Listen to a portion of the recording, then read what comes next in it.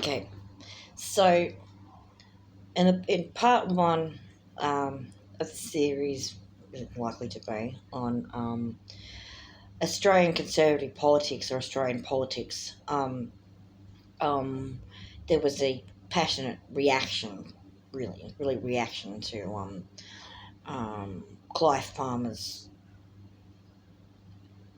vomit, and it sort of leads into a bigger discussion actually about how Australian politics works. So Australian politics rules by opposition, okay, which means that um, they are a bit on the um, oppositional defiant side of things, particularly when it comes to what they call the right wing politics. We're going to explain this for the American audience, okay? The standard way to divide up politics is just see that screen there, split it in two, okay, and say the hand is the centre, and there's the left, hello, and the right, hello, and then there's the top and the bottom. This is authoritarian dickheads, and the bottom, this is libertarian dickheads, okay. So you imagine that sort of T intersection there, okay, stuff like that. Now, some people try to say that the Liberal National Coalition is roughly the equivalent of Australian Republicans, and probably 20 years ago that would be true. Based on what Trump's doing at the moment, no. This line here, this centre line here, if you go slap bang right in the middle, say about there, that's the Greens Party, and maybe slightly to the right. Back in the 70s, when the Greens Party started, the Australian Greens, they were probably slightly over here where the finger is now. So maybe around about here, which is why they were called the Watermelon Party. So the idea of the Greens Party being the Watermelon Party is outdated, okay? In terms of their policies, yeah, this is where they were in the 70s, but this is where they are now, okay? Now, this point here now is where the Australian Labor Party used to be.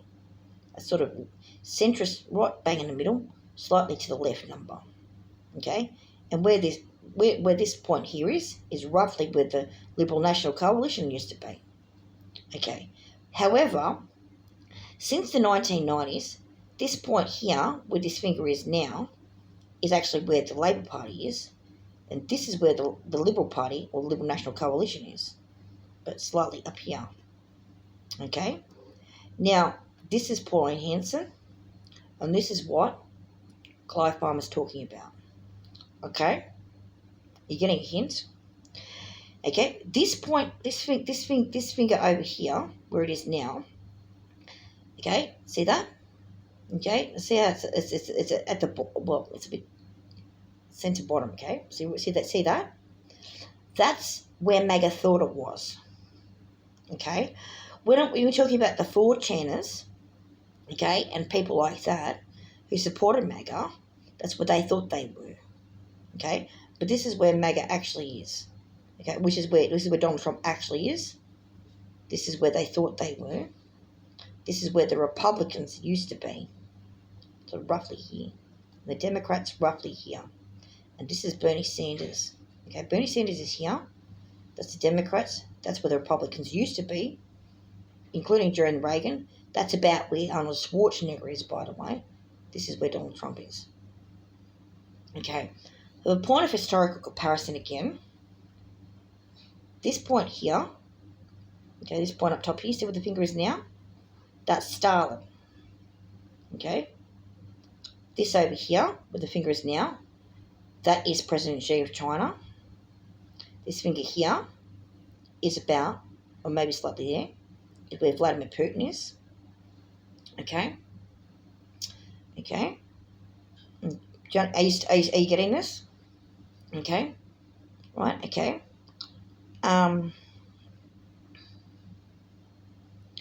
This point over here, okay, this exact centre line, but straight on the left, is what communism would look like in a small government. This here section here is anarcho-syndicalism and anarcho-communism. This here is what's called ANCAP or ANCAPitalism. This section here, okay, but right at the bottom is what you might call anarcho-socialist democracies.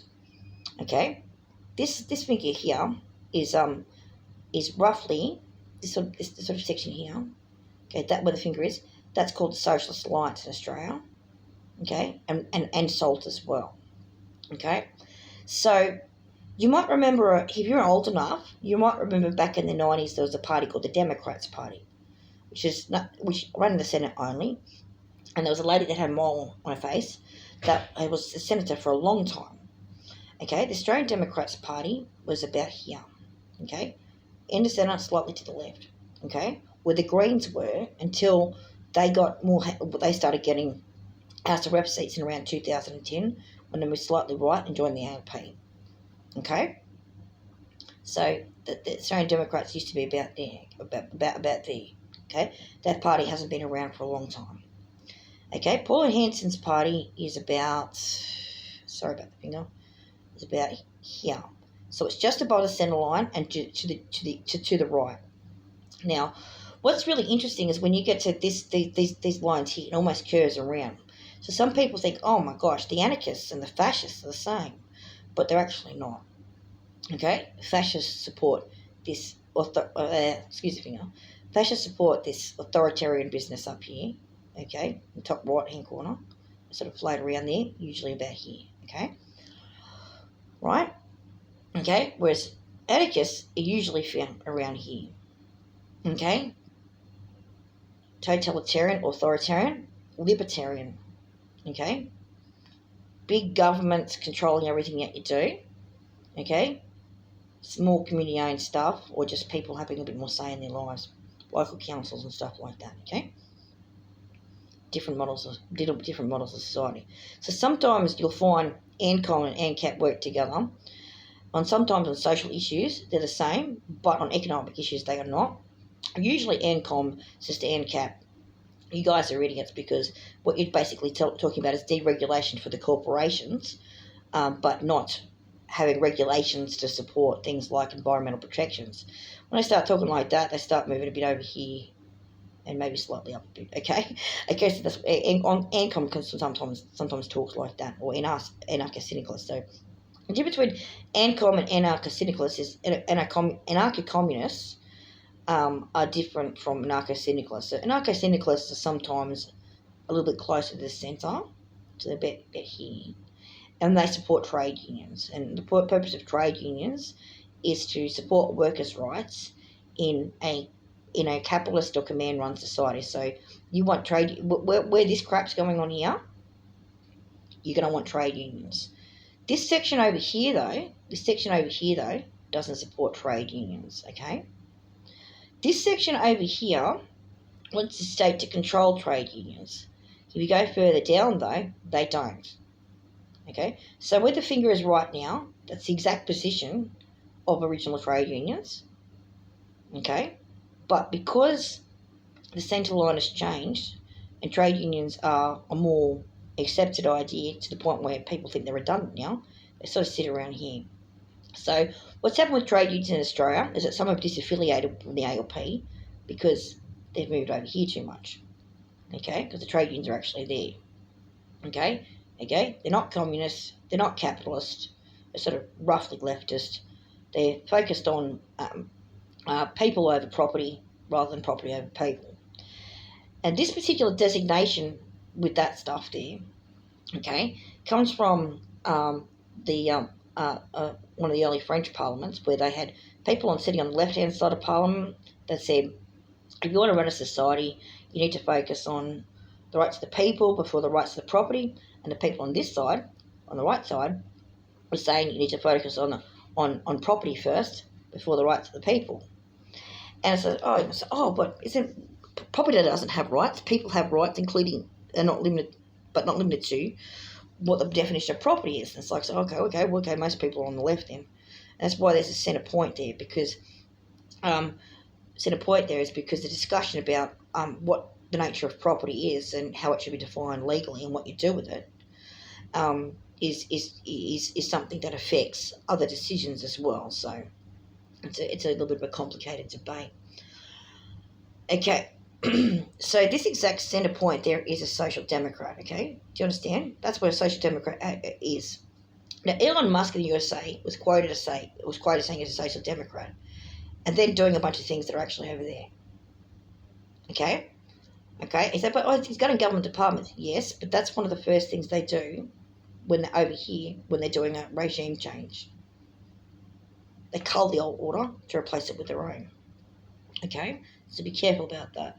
And that's why MAGAs in the USA, and that's why Democrats in the USA alike are both concerned. And it's also the case, and this was commented by a trucker in the USA. Admittedly, he's a Democrat voter, but he was wanting to go and talk to Republicans. And he went to some town halls on his travels and found Republicans there and other members of the general public going to the town halls looking for a discussion between both Democrat and Republican representatives. This is after the election, by the way. And found that only the Democrats showed up. Found that the Republicans had chickened out. They chickened out because at the federal level, their party had gone all the way over there. Okay? And the true Republicans are about there. But where they're operating at the moment is over there. Okay? Which is drastically different. And so, obviously, you'll probably find if you look up Arnold Schwarzenegger, he's not happy about it. He's not happy about it at all. Okay? He really doesn't like Donald Trump either. So, you can't assume that what's going on in the USA and the arguments going on in the USA that are anti-Trump are just a bunch of dog whistling from the left. Okay? It is, in fact, the right wing that's chucking the most tantrums. Thomas Crooks is said to have been a Republican voter. The guy that did the first Cybertruck bombing in Las Vegas is also said to have been a registered Republican voter as well. So they're pissed off their own group. Okay? So when it comes to a comparison in Australia, you can see that the parties in Australia are mostly in the safe zone, okay, officially. The problem with Australian politics is that it's so much easier to talk about what the Yanks are doing, because a lot of Australian media is admittedly coming from the Yanks. YouTube, for example, you get notification after notification about, oh God, there's a fascist kill in the USA. Elon Musk even called it a kill in his Twitter. Oh, fuck now. Okay? So, it is actually the case that this body cannot tell you what the president's policies of Mr. Potato Head and Albo, and Albino, well, if you're going to give Dutton a bad name, Mr. Potato Head, like Juice Media did, okay, we'll give Albo one. Okay? Albino and the Potato Head. Okay, we don't know what their policies are. We don't know at all. Okay, we don't know what Pauline Hanson's policies are. Pauline Hanson doesn't know what her policies are. Okay, Pauline Hanson's a minor party anyway. She's basically been the only one that's ever been fucking elected, except maybe once or twice there was one or two others in the Senate. That's it. Okay, she's got fuck all chance of doing anything. Okay, she's been ramping up the Reddit with some cartoons, okay, which are, slick, slicker than Palmer, but not slick enough, okay, so basically, you've got a situation in Australia where you've got Mr. Potato Head, Albino, Big Kev's younger brother, and Ronald McDonald, okay, plus some people that they call watermelons, which really are not. They're watermelons in the 70s, okay? They're not now, they're over here, okay? They're actually centrist Democrats. They're social democrats now. They used to be over here. They're not watermelons anymore, that's changed, okay? It's changed for quite some time. And they're your main players, okay?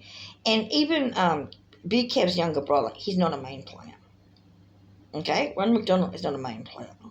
These are minor parties who've been lucky to get one seat ever. In the case of Ron McDonald, she gets a seat like or she'd be getting seats for about 30 years. So she's had staying power, but she's never had expansion power. And she's not going to get it now. And that's what Big King's younger brother, okay, as previously stated, he's a fucking idiot. He thinks he's going to get anything at all at this rate, okay? When it comes to the Australian electorate, okay, they're not exactly the most politically engaged people in the world, okay? They're really well past the point of being gaslit, where they just say, fuck it. They don't like the UK. They don't like the USA, okay? Juice Media is straight on the fucking money in describing exactly how the Australian public feels, and has done for some time. It really is a choice between shit and shit light, or as previously stated, albino and Mr. Potato Head. And it's rude, okay? So, shit and shit light at the present tense are represented by albino and Mr. Potato Head, okay? And as a consequence, because it's earmarked as shit and shit light, people have no interest whatsoever, okay? We haven't got, unless, I mean, if you've got a television, then you're probably being spoon-fed shit from James Packer or Rupert Murdoch, okay? Or government-owned ABC. Like, you're not really in a position with the mainstream TV in Australia to be getting anything that would qualify as unbiased. You might get social commentators on YouTube. It's good to see that there are Australians trying to comment on their issues or what they're seeing. There has been a couple notice talking about different types of corruption. There was even an Australian who was commenting on how BlackRock, which is a some kind of stockbroking mumbo jumbo that's completely ruined the USA, has got its greasy little paws in the Australian housing market and has been screwing it up as well. Oh, that's nice. So, with Australian politics, you really get a situation where you're talking about a bunch of upset people who are switched off and gaslit so badly and don't know jack fucking shit about anything that's going on in their own country because they're hearing too much about the USA and what's going on in Europe and whether or not China or Russia's a threat. And it's like, they're past the point of fucking caring. They're past the point of fucking caring. And that's why you get 30% donkey votes, okay? It is literally the case that 30% of the Australian electorate, every election, okay, draws one of these on the ballot or says, fuck you, or you're a dickhead, or up yours, or just chucks an empty piece of paper in there. Like, it's called donkey voting or informal voting, okay? 30%. 30%. 30% of the Australian population just says, fuck you, if they bother to show up at all. In Australia, unlike USA, it's mandatory voting allegedly. So if you feel compelled by their legislation and the possibility of a fine, which you'll probably find is 30% of the population are telling them to get stuff, literally on a piece of paper. The AEC probably has a warehouse of shelves full of all the informal donkey votes with choice jokes on them. And possibly one day they're going to be displayed at the Museum of Democracy in Canberra, where old Parliament House used to be. And the reason why it's called the Museum of Democracy is because democracy is dead. Okay? Dead in the water. Okay? The problem with Australian history is that up until the Maralinga event, okay, which was executed by the Poms, Australia was the UK's bitch. Okay? And that's, of course, not that very long a time because, 200,000 years or so before that it wasn't. But for the time since the Poms showed up, Australia became UK's bitch. And then, as a parting gift before the Yanks showed up and decided to exercise their military might instead, and their economic might, and their propaganda might, with TV and McDonald's and so on and so forth, and the town planning of Canberra as well, with Walter Billy Griffin and the new Canberra, the new Parliament House in the 1960s, what you'll find is that Australian history from 1770 till about 1960 is UK's bitch, And then UK's gone, fuck you, and dropped a couple of nukes and wandered off. As Australia's gone, well, actually, we don't want to talk to your Supreme Court anyway. And then the Yanks have stepped in and said, well, you don't like their military screwing you over, we'll do it instead. And then blah, blah, blah. So they've tried to treat Australia as a political football between the United Kingdom and the United States. And the common lingo in Australia is, in addition to not wanting to become America, we absolutely do not want it to become the United Kingdom. There is fuck all support for monarchy in Australia. Australia is absolutely 100% behind a republic, except for a small minority. And as anyone will remember from the Republic referendum that happened about 1999 or 2000, whenever that was, the reason why that failed is because, like with just about every referendum that's ever happened in Australia, it had loaded questions. So it wasn't possible to answer the question in a way without it being loaded. Okay? It wasn't a clear question in the first place. So that's how they dodge things up. Okay? And there's a whole bunch of different things in Australia and Australian politics, which are a series of loopholes and even buts and wins. And while basically the parliamentarians in Canberra just do business as usual and someone else's problem, and we're of the understanding that the Australian-USA alliance, we're not talking about the UK now, we're talking about the USA, military alliance, usually known as the ANZUS Treaty, is still going ahead. And only in the context of a potential threat of Chinese invasion could that be classified as important. Okay, and Chinese invasion is not apparent. Okay, China probably did a little tour of the outskirts of the Australian oceanic borders recently to support the United States in maintaining that alliance by keeping the Australian population scared of a Chinese invasion. And China would have been supportive of doing that because their tech bros with DeepSeek and whatever else are in the pockets, of course, with the same tech bros in the USA that brings you Stargate AI and OpenAI and the rest. And, of course, some people also believe, with good reason, that Mr. Musk got some of his lines of credit from the Chinese in the first place. So you know how Trump's agent Krasnov and was getting paid off by Russia? Or Musk is getting paid off by China. So China and Russia are, basically, pulling the purse strings of some very selfish industrialist oligarchs in the USA at the moment. And subsequently, that's acting like puppeteering. And that also means that whatever the USA needs to do to maintain its dominance is likely to be supported by Russia and China, strangely enough. And that means a Pine Gap facility in Australia, among other things. And so, scaring the Aussies into thinking the Chinese are going to invade is a furphy. It's an absolute goddamn furphy. It's a big farce, especially in that context. Australia is we're within our rights to completely cancel the ANZUS Treaty. Okay? Australia is not a country that can or should condone fascism.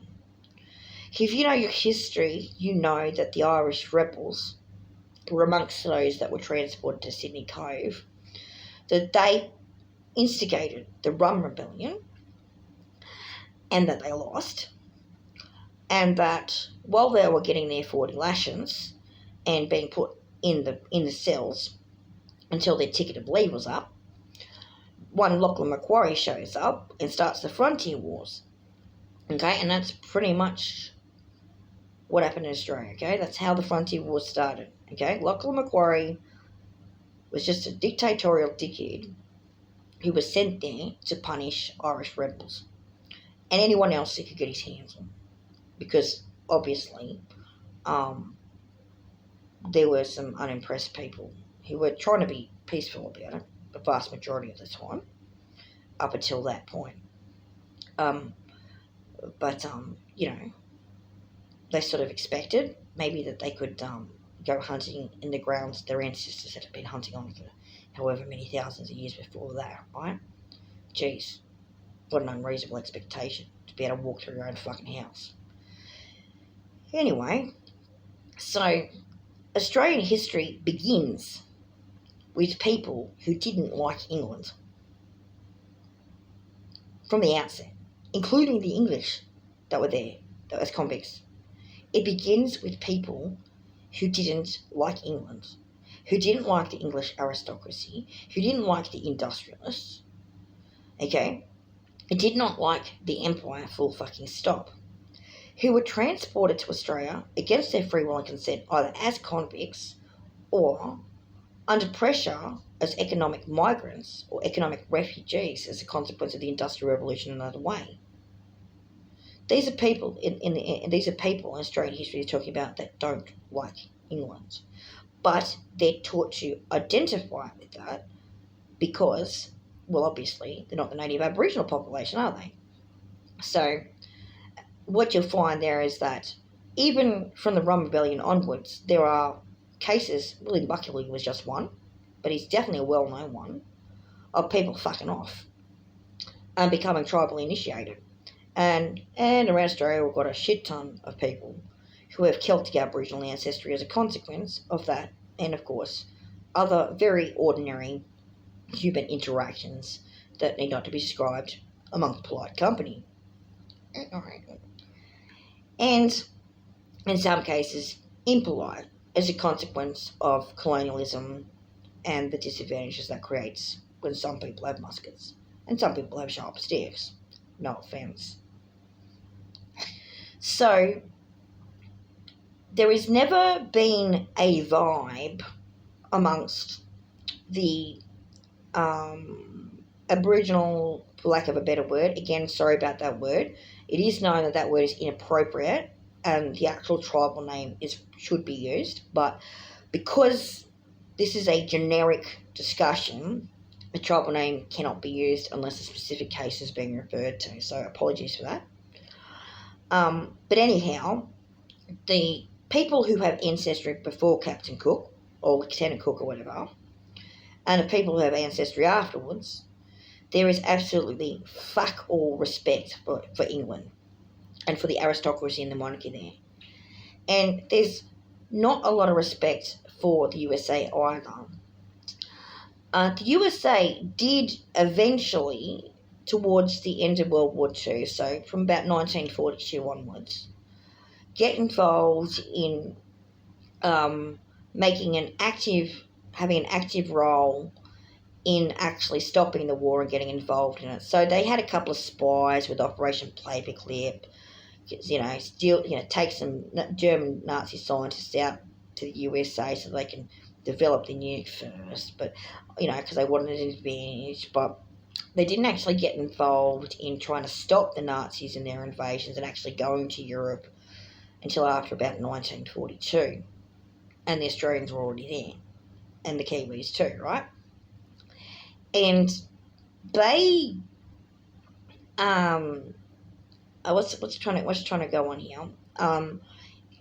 Because the United States of America has Hollywood and has the propaganda machine, they've had ample opportunity to brainwash people into believing that they were the sole saviours of everyone. And maybe the Soviets for a bit, but the Soviets turned into the USSR and it was yucky, And little old Australia and little old New Zealand fell by the wayside, and of course the efforts of the Polish resistance, and almost never mentioned.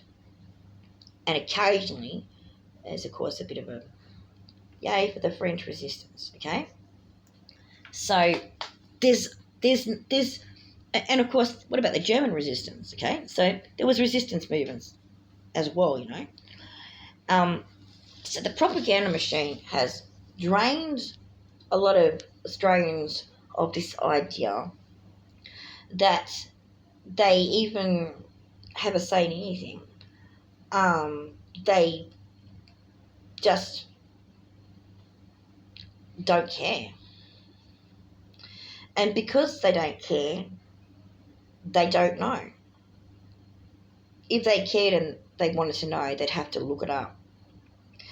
You have to do this thing called effort, because the media isn't going to tell you. It's really not. Okay? It's really not. You might get some jingoism. You might get a bit of leftist jingoism from the Chaser. You might get a bit of rightist jingoism from Sky News. But ultimately, all you're going to get is jingoism. You'll get rhetoric that's acerbic and maybe talks about some issues, but usually couched within the rhetoric of their political parties. When you're talking about the alt-right parties and the alt-left parties and so on and so forth, if you go to look there. But you're almost never going to find an actual layout of what the policies of what each party's offering and what it actually means to people. You won't even find a clearer layout of the policies from the parties. Okay? See, Clive Palmer, he wants to have you think that Trump's a good guy and that Australians want Trump and that he's the next Trump, which couldn't be further from the truth. Trump hasn't got policies, okay, except destroy the fucking joint and position him and his honchos as basically a Fourth Reich. That's not an exaggeration, okay? That is not an exaggeration. There is, in fact, a direct quote of Trump saying that a few years ago. Okay? Do you understand that? It is not exaggeration, okay? Elon Musk was asked point blank on Twitter by Antifa, is this a coup? And Elon Musk said yes. There are interviews of JD Vance from before the election saying that they were alluding to that they were going to stage a coup. There are interviews of Vivek Ramaswamy, who was supposed to be with Doji but was kicked out at the last minute, saying that Elon Musk had been prepared for 20 years by their tech bro groups. You need to understand that there is a group, there's a guy that has a channel called The Nerd Reich, where he offers his own perspective on the planned, staged tech bro coup that's happened in the USA and how Putin and Xi and whoever the tech companies in NATO countries are have been banking on that for their own industrialist and military and top industrial complex benefit. You need to understand that Australia does have a nanotech industry, does have an armaments industry, and indeed does have an artificial intelligence industry. But as far as Australia is concerned, compared to those guys, is basically a nobody in the middle of the fucking Southern Oceans. Okay? Australia, to not become America, to not become Russia, to not become those other countries, is going to need to pull their fucking fingers out like you would not fucking believe. And is going to need to understand that being an island continent on the other side of the globe isn't necessarily a protection. That a lot of Australian businesses are franchises that come from overseas. Usually American ones, you can see it, Macca's, KFC, blah, blah, blah. But there's also Santos and Adani and so on and so forth. It goes on and on and on like that. And with Adani is Indian, and India is a BRICS country, which means they have dual allegiance. As a member of the British Commonwealth, they are sort of floating around that a little bit. And as a member of the BRICS countries, they have an alliance with China and Russia. Okay? So when you see what's going on with their nested collusion things and stuff like that, you could say maybe it's going to promote the peace in the sense that everyone's too much in each other's back pockets to be bothered to be asked fighting. In which case, that part's okay. But the price that it comes at, and by the way, peace is not the problem here. The price that it's coming at is literally your mental security, the security of your very head. The security of your very head is at stake.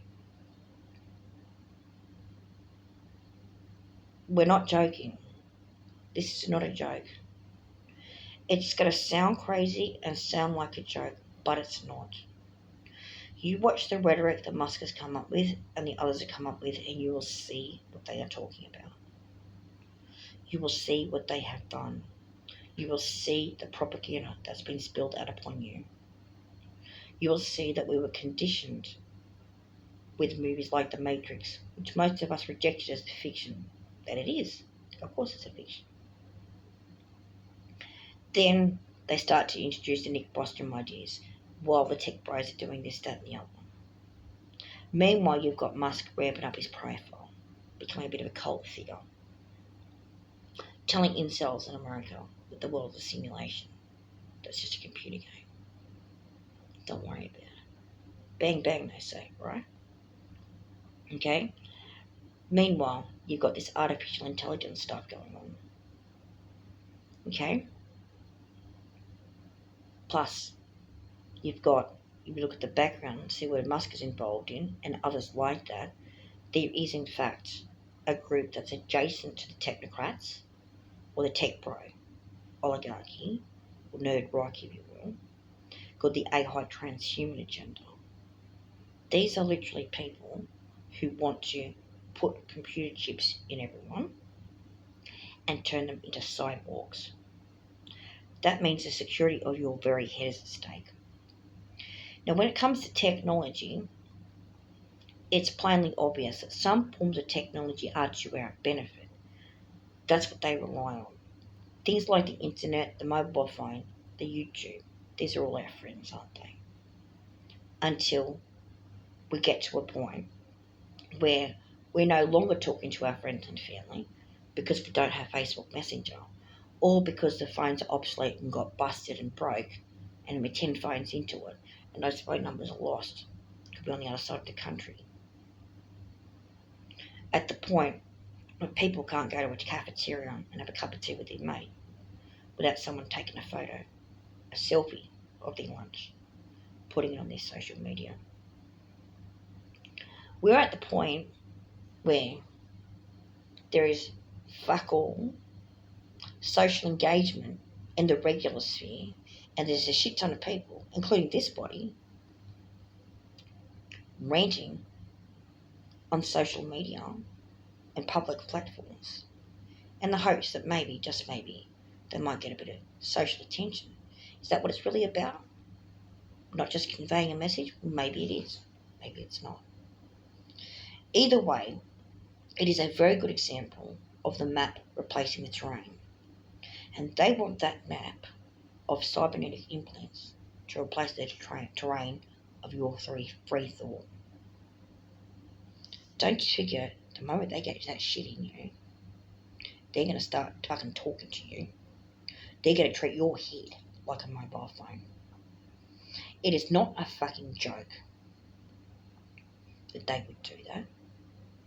They've already got people conditioned to experience Facebook notifications, Twitter notifications, and other social media notifications at 3 o'clock in the fucking morning.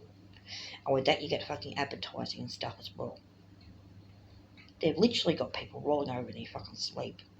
Like, oh, bleep, bleep, bleep, bleep. Oh, would you like to buy a pair of shoes from Temu?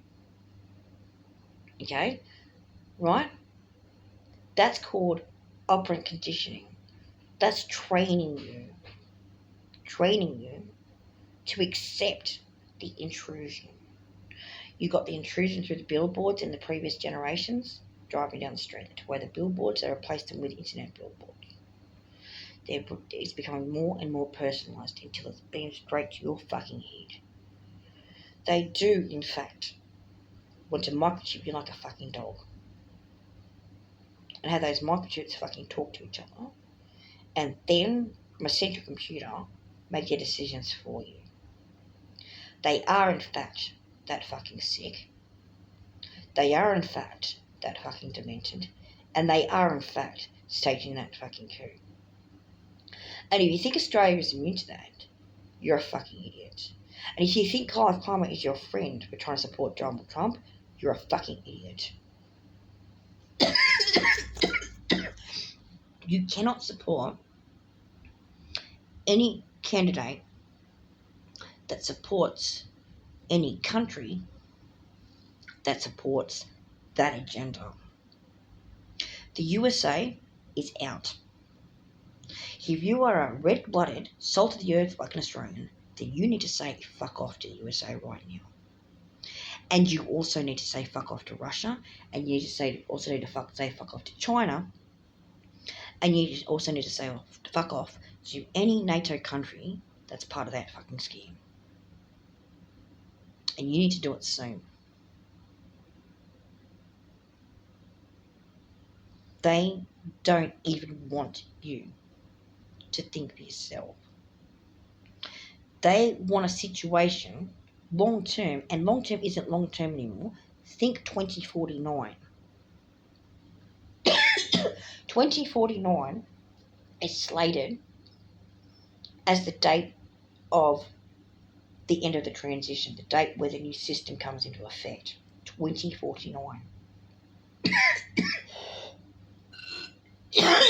2030 is when the international militaries are planning on rolling out their cyborgs divisions. They've had them for years, decades even. They've been doing experiments for a long time.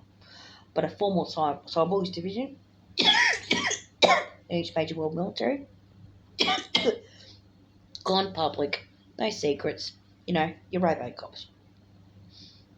2030. Okay? They're actually ahead of schedule.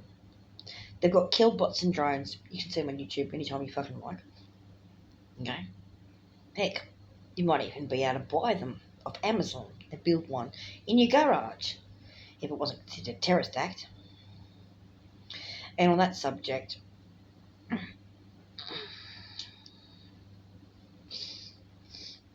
what Australians need to be doing is investing in electromagnetic pulse technology. Which is be advised on YouTube. Actual build it in your fucking garage. Start fucking 3D printing it. And just send it around. And then you shoot that fucking shit at every satellite that comes your fucking way. And treat it as a potential foreign threat. That's where this at. And you also need to start doing that with any dickheads who are building those little fucking fake drones in their garage. Because they've created a situation where the toy ones might be slightly indistinguishable from the military ones.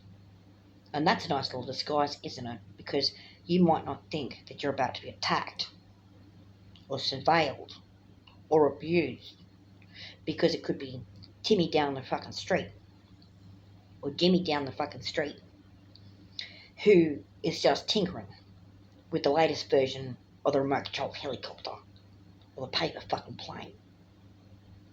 But it couldn't be further from the fucking truth. You hear this and you go, that's fucking insane. It's not. It's what they're actually doing. It's insane to ignore it. Our lives, our minds, are literally depending on resistance to this. There is no way you can support Clive Palmer or anything like that in this situation. If you know which political party, independent, is opposed to that crap, then that's where you need to be banking your money. Because at this point, you will get no support from any political party left, right, or centre, top or fucking bottom, on the housing crisis that's fucking up Australians, on the employment crisis that's fucking up Australians, on the health crisis that's fucking up Australians, and so on and so forth. You will get rhetoric, and it'll be the same rhetoric it was in the 1930s. It's the fucking immigrants. Well, no, actually, it's not. It's, again, like it was in the 1930s, it's the corporate oligarchs. It's the stock exchange. It's the military-industrial complex. The immigrants are a byproduct of that, not the cause. See? They put the cart before the horse when they talk like that. They say the immigrants are causing your economic problems. Actually, immigration is caused by those economic problems. And it's been that way for fucking 100 years. Easily. So, without further ado, you're not going to, Australians, just like anywhere else, get any practical support on housing to restructure the housing market. We know it's completely corrupt. We know it's corrupt. We know the real estate market burst. We know it's fucked. We know COVID's changed everything as well. Okay? That's a no-no. That's why it's not being discussed so much. Because it's fucking known. We also know that it doesn't matter who it's ALP, little Libnats, or fucking goddamn Clive Palmer, or fucking goddamn Greens Party. It doesn't matter who it fucking is in Australia. They are not going to provide an adequate solution to the housing crisis to support you. They're probably marginally more likely to provide a slight increase in pensions if they're a left party than a right, but not a single one of them is prepared to restructure the entire market, with things like what you might call rental caps or price caps for a sunset period of, say, 5 years to get people back on their feet again. No, they're not going to do that. They're going to let people who are earning $70,000 a year sleep in their cars and go to work after showering at their local gym and having breakfast at the local cafeteria, working while living in a car, earning twice above the poverty line, but still living in a fucking car because housing is unaffordable. They're going to continue to let people who can greenscape, not that green's the right word in Australia, but move from the cities and who potentially could work from home and become FIFO workers, tie up the housing markets in the regional centres and the country towns and drive those prices up so that locals can't afford it, and people who have escaped those other places due to being pensioners or low-income earners, they can't afford it either. Keep driving that market up.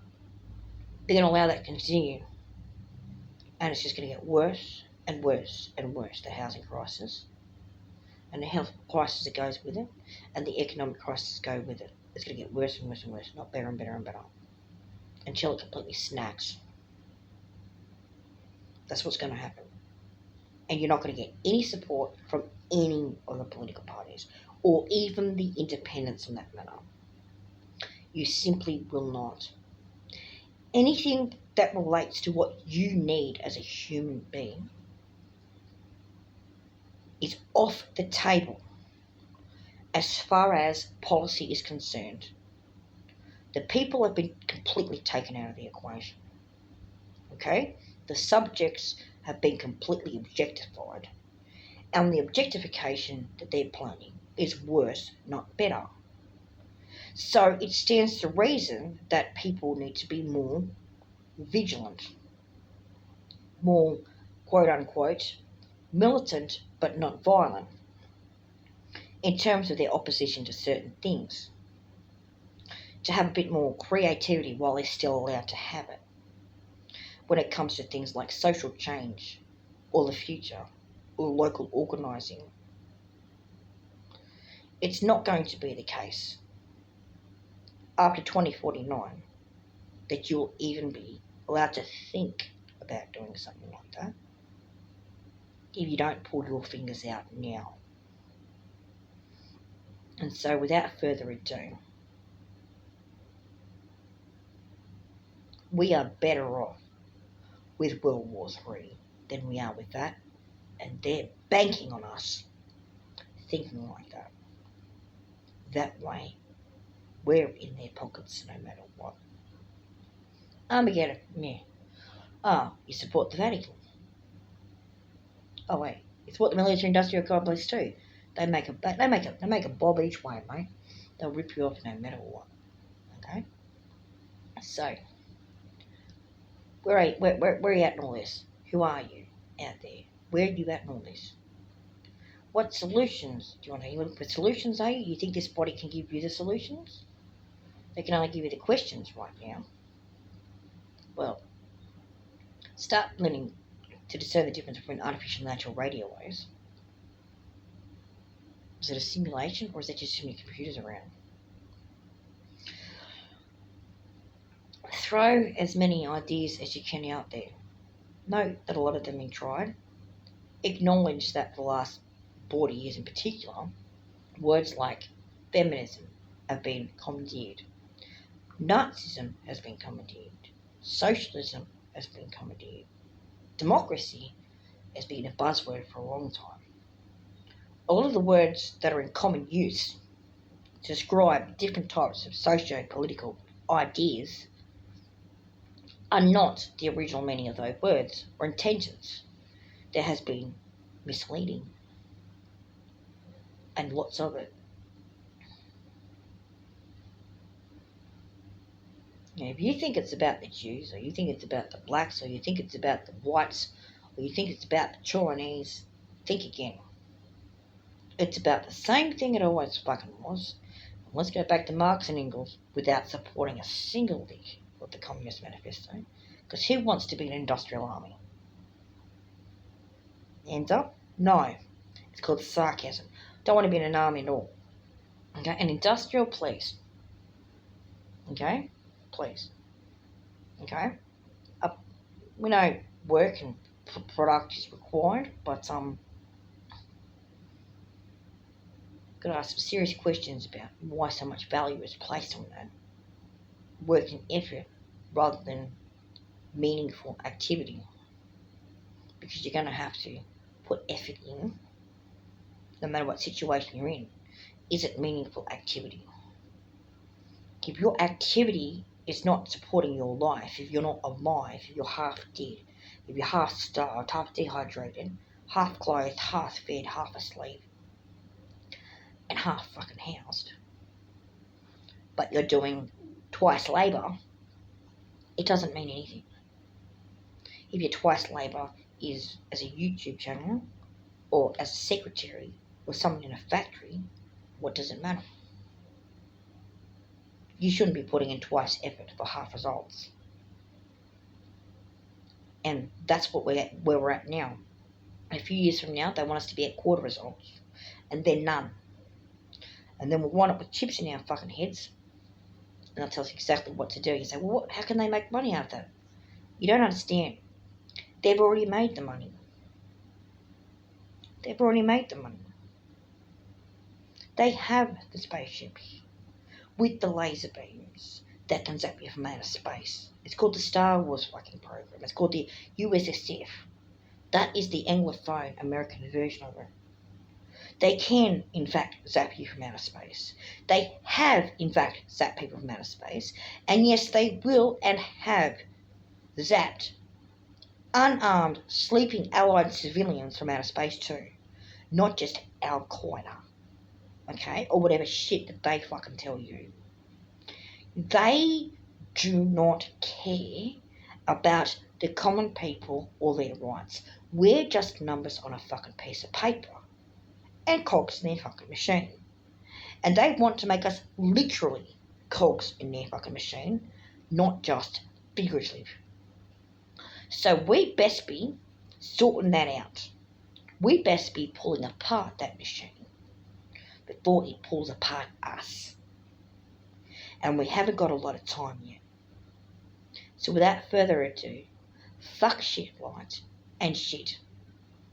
Fuck Mr. Potato Head and fuck Albino. But most of all, fuck Clive Palmer for even thinking for a single second that you could ever get this body to do anything other than sneer at the idea that Trump is anything other than shit.